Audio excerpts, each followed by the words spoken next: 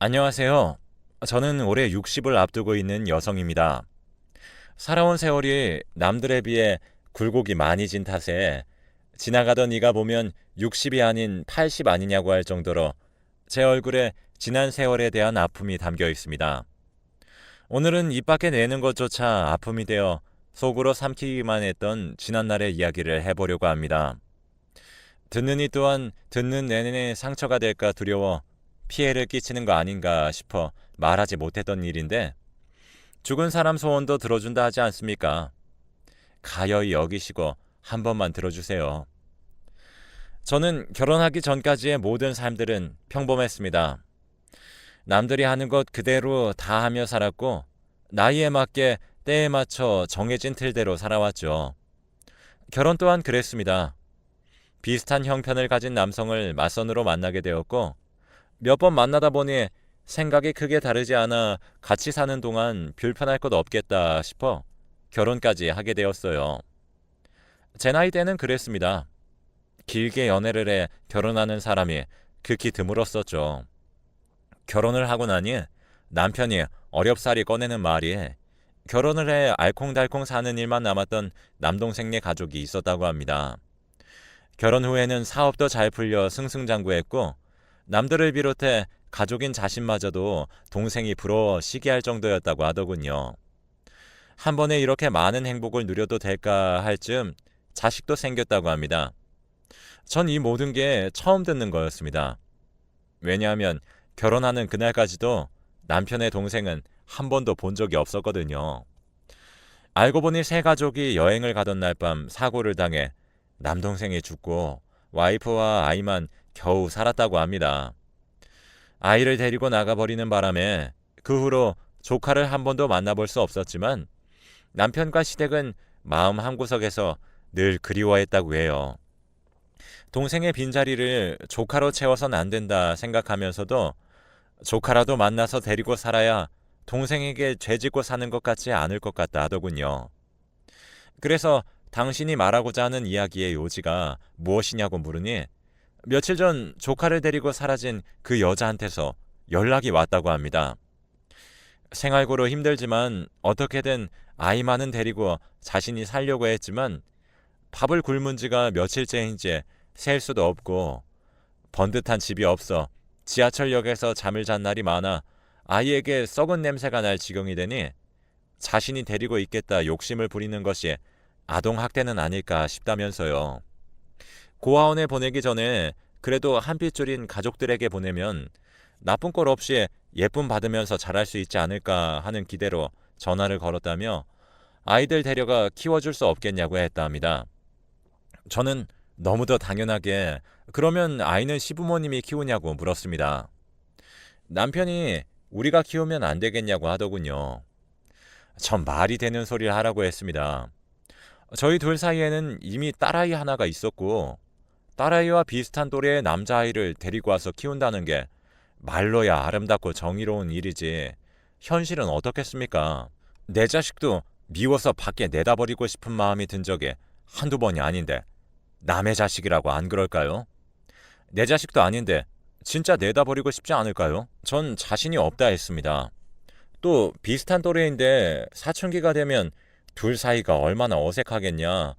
아무리 친척이다 말해도 가족이 아닌 이상 둘은 불편할 수밖에 없지 않겠냐 하니 둘에게는 처음부터 남매라고 가르치고 우리가 진짜 친자식처럼 대하면 문제없지 않겠냐고 하길래 우리 아이가 한두 살 먹은 갓난애기로 보이냐. 지금 제 6살이고 2년만 더 있으면 초등학교 들어갈래 했는데 어느 날 갑자기 하늘에서 2살 많은 오빠가 뚝 떨어졌어요. 하면 믿겠냐. 왜 우리 아이도 두루미가 데려다 줬다 하지? 하고 비아냥거렸어요. 남편은 안 좋은 쪽으로만 생각하지 말고 제발 좋은 쪽으로 생각해달라고 빌기 시작했습니다. 그럼 이제는 지팡이 없이 제대로 걷지도 못하는 노부모에게 보내야겠냐. 만약 일면식도 없는 사람에게 보내줘서 구박이라도 받게 된다면 먼저 하늘나라로 간 동생에게 미안해서 자신이 죽어서도 제대로 눈 감을 수 있겠냐. 감정에 호소하더군요. 전 일단 아이를 만나보고 결정하자고 시간을 벌어놨습니다. 하루 이틀 시간을 벌어두면 뭐 할까요? 혼자 까르르 웃으며 놀고 있는 딸아이를 봐도 걱정이고 놀이터에서 흙장난하고 있는 남의 집 아들들을 봐도 걱정이더군요. 내가 왜 안 해도 될 걱정까지 해야 하나 하는 처지에 울컥 화가 치밀어서 머리를 쥐어뜯기도 했습니다. 그러다 처음 남편의 조카를 만나게 된 날, 정우야 안녕? 하니 그 아이가 눈만 꿈뻑이며 절 바라보더니 고개를 끄덕여 인사를 하더군요. 남편에게 이렇게 예쁜 아줌마는 누구냐고 물으며 저에게 관심을 보였습니다. 시부모가 먹으라고 준 과자도 자기가 먼저 먹기 전에 저에게 조금 나누어 주면서 이거 드세요 하는데 마음이 뭔가 뭉클하더라고요.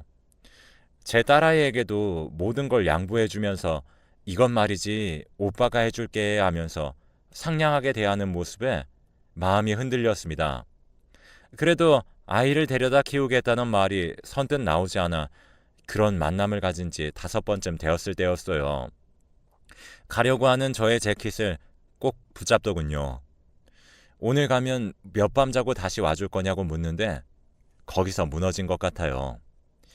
이 아이는 내가 아무리 힘들고 괴로워도 데리고 키워야 할 운명인 것 같다 생각이 들어 그날 밤 짐을 몇 개 챙겨 데리고 왔습니다. 그렇게 정우를 포함해 4가족이 함께 살기 시작했어요. 정우가 고학년이 되기 전까지는 집에 별다른 문제가 없었습니다.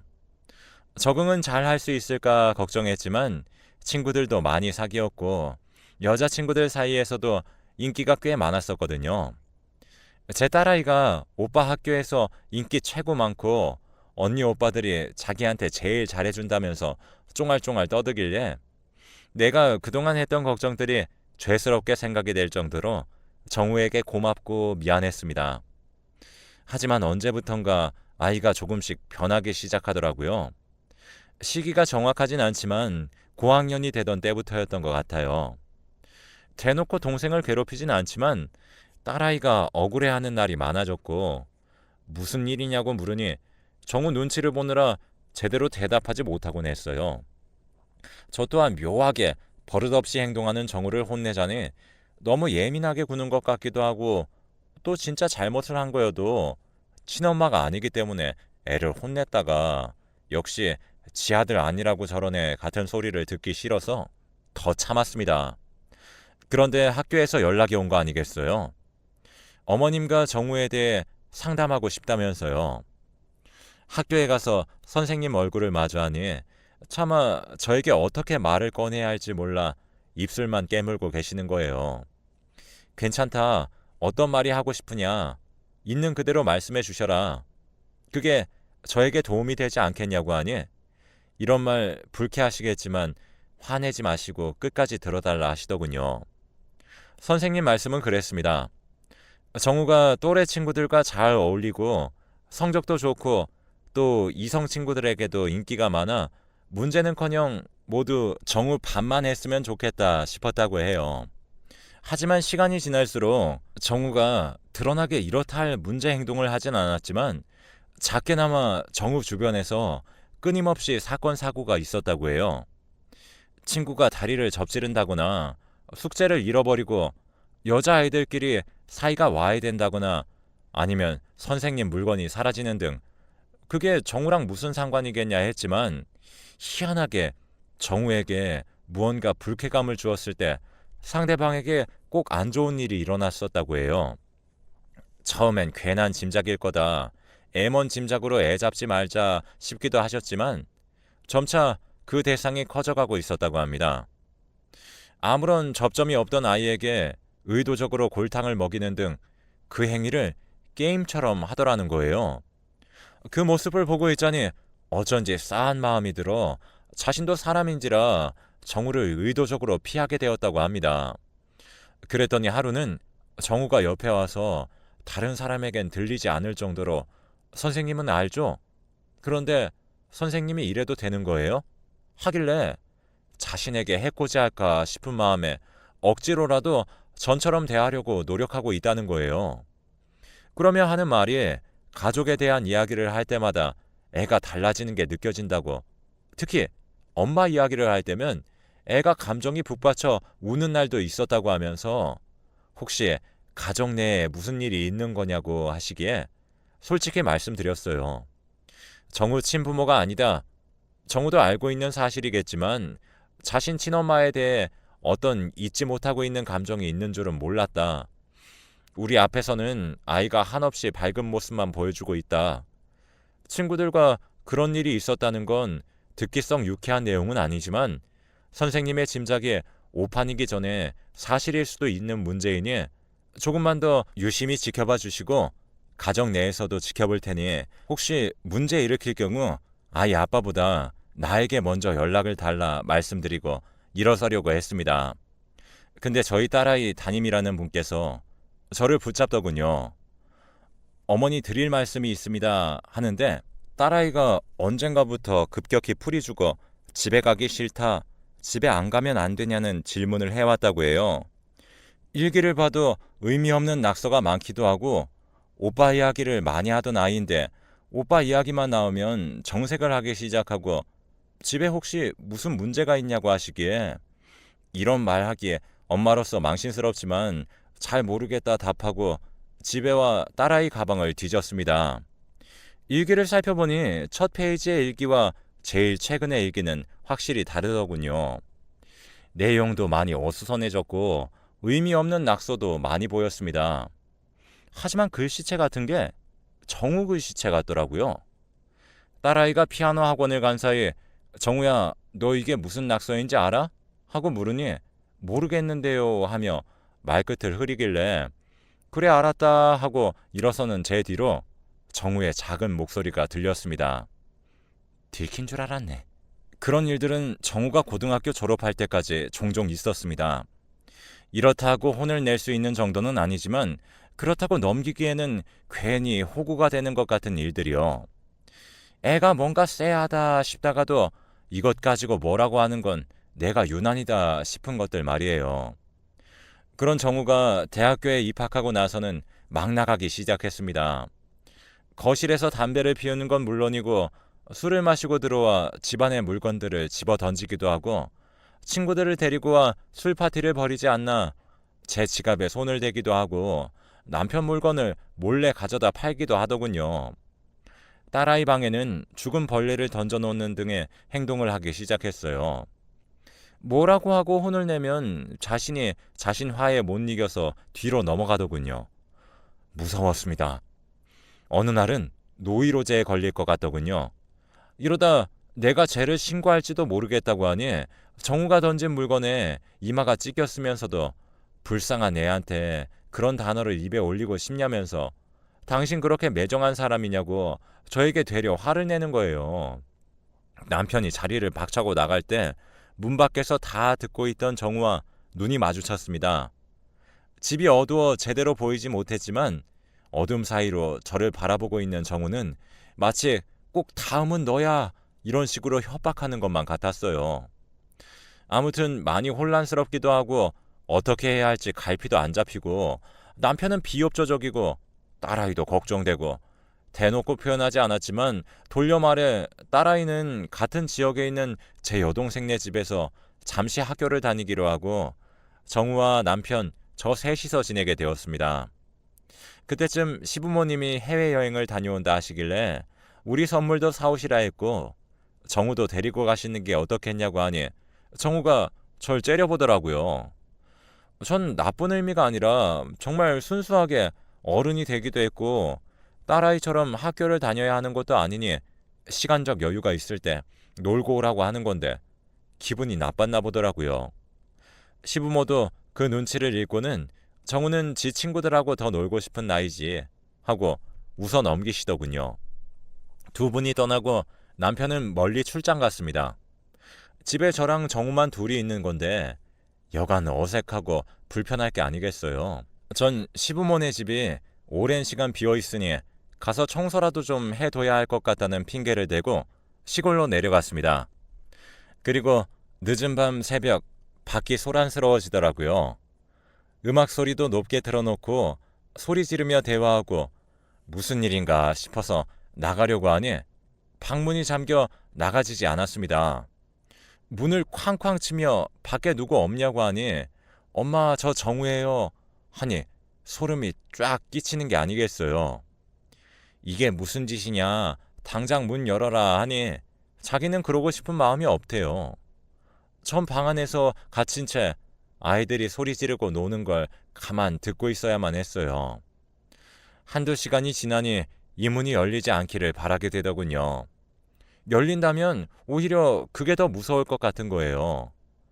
근데 밖에서 아이들끼리 떠들면서 하는 말이 정우가 계속 아니 우리 아빠라는 사람이 이런 식으로 아빠를 찾는데 저를 지칭하는 말을 할 때는 아줌마라고 하더군요. 이상하다 싶은 거예요. 남편은 삼촌이 아닌 아빠고 나는 엄마가 아닌 아줌마라니 그럼 우리 남편이 사실 아빠라는 건가 싶더군요. 아침 해가 뜰 무렵에는 하나둘씩 자기 시작해서 소음이 잦아들었고 정우가 그제서야 문을 열어주더군요. 딱 3분 기회를 줄 테니 서울에 올라가라고요. 자기는 친구들과 더 놀다 갈 테니 이런저런 잔소리할 생각이나 아니면 어른들에게 이런 일이 있다고 고자질할 생각이면 3분 후에 무슨 일이 일어날지 자기랑 겪어보겠냐고 하길래 떨리는 몸을 겨우 진정시키면서 집을 나섰어요. 정우가 배웅인지 몰라도 따라 나왔길래 차에 타서 문 밖으로 선 정우를 향해 시동을 걸며 물었습니다. 정우야, 내가 서운한 게 한 것 있니? 정우는 어이가 없다는 듯이 웃으면서 멍청한 거예요. 아님 순진한 거예요? 하기에 다시 물었습니다. 내가 너에게 상처를 준 것이 대체 무엇이니? 고칠게. 알아야 나도 고칠 거 아니니? 하니 정우가 하는 말이 아빠가 울며 불며 자기한테 빌기 전까지 오돌오돌 떨며 하루하루를 불행하게 살 건 너희 두 모녀라고 하는 겁니다.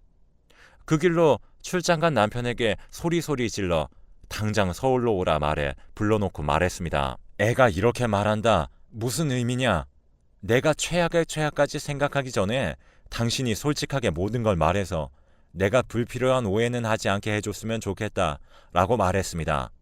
그러자 남편이 드디어 올 것이 왔다는 얼굴로 한숨을 푹 쉬더니 하는 말이 사실 저에게 조카라고 했던 정우는 조카가 아니라 자신의 친아들이라는 거예요. 어려서 부모님이 공장을 하셨었는데 그때 공장 다니던 누나를 만났었고 그 누나 사이에 있었던 아이라는 겁니다. 자신은 아이가 있다는 사실을 알기 전 부모님의 반대로 누나가 쫓겨나듯 해고를 당해 연락이 닿지 않아서 아이가 있는 줄도 모르고 살았었다고 해요. 그렇게 누나를 잊고 저를 만나 결혼하게 되었고요. 하지만 알고 보니 이렇다 할 가정도 없이 홀로 살고 있던 누나를 협박해 어디 시골 구석에 가둬두듯 귀양 보내놓은 게 자신 부모님이라는 거예요. 누나를 찾고 보니 집이 그렇게 열악할 수가 없었대요.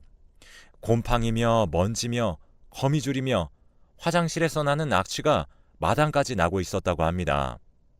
자신이 버려졌다는 사실과 환영받지 못하고 있음에 충격을 받아 모든 걸 내려놓고 살았던 모양이었다고 합니다. 그 와중에도 정우는 눈 동그랗게 뜨고 자기 할 몫의 말을 하며 엄마라고 보살피고 있었다고 해요. 밥 먹어야 한다. 볼 일은 화장실에 가서 봐야 한다. 나는 아빠 보고 싶지 않다. 가끔 오는 할머니 할아버지도 차라리 다신 안 왔으면 좋겠다. 그렇게 자신 엄마를 위로해 가면서요. 자신이 데리고 오겠다고 하니 정신을 놓은 와중에도 그런 일만은 절대 용납할 수 없다고 누나가 울며 불며 자신에게 매달렸고 정우 또한 엄마와 헤어지기 싫다고 했답니다. 하지만 차에 억지로 태워오는 길에 차분히 타일렀다고 해요. 네가 깔끔한 집에서 사는 게 효도야. 그래야 엄마도 돼지우리 같은 곳에서 벗어나 안정적인 곳에서 편안히 치료받을 것 아니니. 정말 엄마와 다시 살고 싶다면 네가 지금처럼 의젓하게 내 곁에서 잘 커준다면 그렇게 해주겠다고 약속하고 데리고 왔다고 해요. 아이에게 어른들의 민낯을 보여줘가며 어떻게 행동해야 할지에 대해 훈련을 시켰던 거죠. 정우는 크는 동안 아이 엄마는 요양병원에서 지냈다고 해요. 해가 바뀔 때에는 그래도 꼭 한 번씩 모자가 만날 수 있었는데 그때마다 정우가 이를 바득바득 갈곤 했었다고 합니다. 엄마를 편안히 해주는 게 아니라 저건 가둬두고 사육하는 거라고요. 어린아이 가슴에 해마다 대못이 박혀가던 것도 모르고 어딘지 모르게 울적해 보이는 날에 실없이 게임을 하지 않겠냐, 케이크 먹지 않겠냐는 등 애속도 모르고 철없어 보이는 말만 했으니 저를 얼마나 원망했을까요. 정우가 대놓고 어긋나기 시작하던 시점은 정우 친엄마가 죽은 시점이라고 합니다. 결국 운명을 달리한 자신의 엄마 소식을 듣게 된 정우는 더는 참을 수 없는 감정에 행동으로 표출했던 거죠. 그 말을 다 듣고 나니 전 마음이 아파 숨조차 제대로 쉴 수가 없었습니다. 가슴을 쥐어뜯으며 울고 있었습니다.